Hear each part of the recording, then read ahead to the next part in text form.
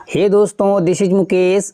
कभी कभी हम लोग अपने डे टू डे लाइफ में इस तरीके के सेंटेंसेस को बोलते हैं जहाँ पर हम लोग कहते हैं ऐसे ही थोड़ी ना कहते हैं, ऐसे थोड़ी ना कंप्यूटर चलाते हैं, ऐसे थोड़ी ना इंग्लिश पढ़ते हैं, ऐसे थोड़ी ना एटीएम चलाते हैं या एटीएम यूज करते हैं। तो इस तरीके के सेंटेंसेस को इंग्लिश में बोलने के लिए किस स्ट्रक्चर का यूज किया जाता है? डे टू डे लाइफ में इसका यूज काफ़ी ज़्यादा करते हैं। तो यहाँ पर जो फ्रेज आया है ऐसे ही थोड़ी ना, तो इसको इंग्लिश में बोलते हैं this is not the way, this is not the वे। इस फ्रेज का यूज करते हैं। इसके स्ट्रक्चर को देखते हैं। स्ट्रक्चर में सबसे पहले राइट करेंगे दिस इज़ नॉट द वे, उसके बाद टू प्लस वर्ड का फर्स्ट फॉर्म और लास्ट में अदर वर्ड्स। इस स्ट्रक्चर को और भी बेटर तरीके से समझने के लिए कुछ एग्जांपल्स देखिए।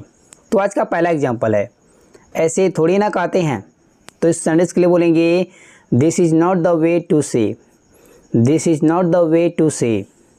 नेक्स्ट सेंटेंस ऐसे थोड़ी ना कंप्यूटर चलाते हैं, तो इस सेंटेंस के लिए बोलेंगे this is not the way to operate the computer, this is not the way to operate the computer, या this is not the way to use the computer, या और कंप्यूटर भी कर सकते हैं।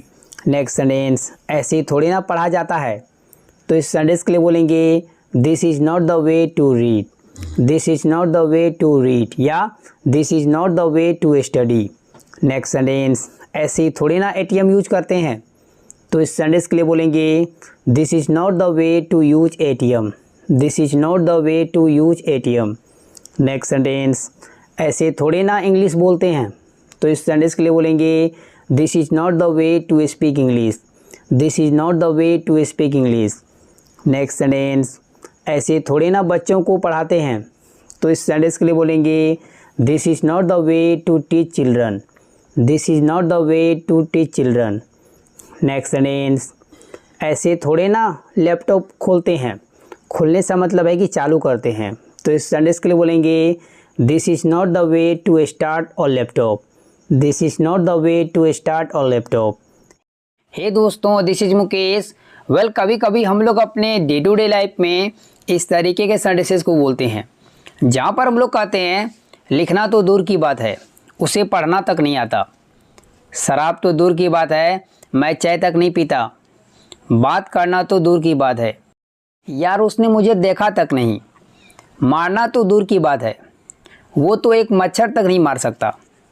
लैपटॉप तो दूर की बात है, मुझे मोबाइल चलाना नहीं आता। तो ऐसे सेंटेंसेस को इंग्लिश में बोलने के लिए हम लोग किस स्ट्रक्चर का यूज करते हैं? काफ़ी ज़्यादा इंटरेस्टिंग स्ट्रक्चर है। तो आइए स्ट्रक्चर की तरफ बढ़ते हैं। स्ट्रक्चर में सबसे पहले ऐड करेंगे सब्जेक्ट। सब्जेक्ट को लिखने के बाद टेंस के अकॉर्डिंग टू, यदि आपका टेंस में हेल्पिंग वर्ब है तो लगाइए, नहीं तो कोई बात नहीं है। उसके बाद आपको लगाना पड़ेगा नॉट, और नोट को राइट करने के बाद वर्ब लगाएंगे। वर्ब जिस भी फॉर्म में होगा उसको उसी फॉर्म में राइट करेंगे। वो डिपेंड करेगा कि कौन सा टेंस का आप सेंटेंस बोल रहे हैं। लास्ट में ऑब्जेक्ट लगा देंगे, और ऑब्जेक्ट को लिखने के बाद लगाएंगे कमा। अब याद रखिएगा यहाँ पर कमा लगाना कंपलसरी है। यदि आप सेंटेंस में लिखते समय कमा नहीं लगा रहे हैं तो आपका सेंटेंस रॉन्ग हो जाएगा। और उसके बाद लगाएंगे हम लोग लेट अलोन। यहाँ पर जो फ्रेज आया है तो दूर की बात है, इसके लिए हम लोग फ्रेज यूज करते हैं इंग्लिश में लेट अलोन। और लेट अलोन के बाद हम लोग फिर से वर्ब राइट करेंगे।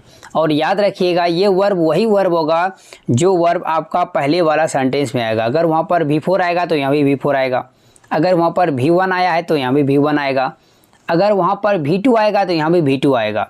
जो वर्ब वहाँ होगा वही वर्ब सेम टू सेम यहाँ पर भी होगा। और उसके बाद ऑब्जेक्ट होगा तो ऑब्जेक्ट राइट कर देंगे, अगर वर्ब आएगा तो वर्ब राइट करेंगे। यहाँ पर याद रखने वाली बात यह है कि यदि ये लेट अलोन वाला सेंटेंस आप पहले ही लिख रहे हैं और पहले वाला सेंटेंस लास्ट में लिख रहे हैं तो भी कमा लगाना पड़ेगा। कमा लगाना कंपलसरी है। तो इसको और भी बेटर तरीके समझते हैं, उसके लिए लेते हैं कुछ एग्जांपल्स। बट बुड़बक आप लोगों को नहीं बोल रहा हूँ, इन मच्छरों को बोल रहा हूँ। बन बन बन करते रहता है और खूब इधर परेशान करता है रात में वीडियो बनाते समय। चलिए फिलहाल हम लोग बढ़ते हैं सेंटेंस की तरफ। तो आज का पहला सेंटेंस है लिखना तो दूर की बात है, उसे पढ़ना तक नहीं आता। तो इस सेंटेंस के लिए बोलेंगे he doesn't know how to even read let alone write. He doesn't know how to even read, let alone write. Next sentence. शराब तो दूर की बात है, मैं चाय तक नहीं पीता. इस सेंटेंस के लिए बोलेंगे I don't even take tea, let alone wine. I don't even take tea, let alone wine या alcohol. Next sentence. बात करना तो दूर की बात है, उसने मुझे देखा तक नहीं. तो इस सेंटेंस के लिए बोलेंगे He didn't even look at me, let alone talk. आप चाहे तो didn't को didn't भी पढ़ सकते हैं. तो इस सेंटेंस के लिए कह सकते हैं He didn't even look at me, let alone talk. Next sentence. मुझे मारना तो दूर की बात है, वो मच्छर तक नहीं मार सकता.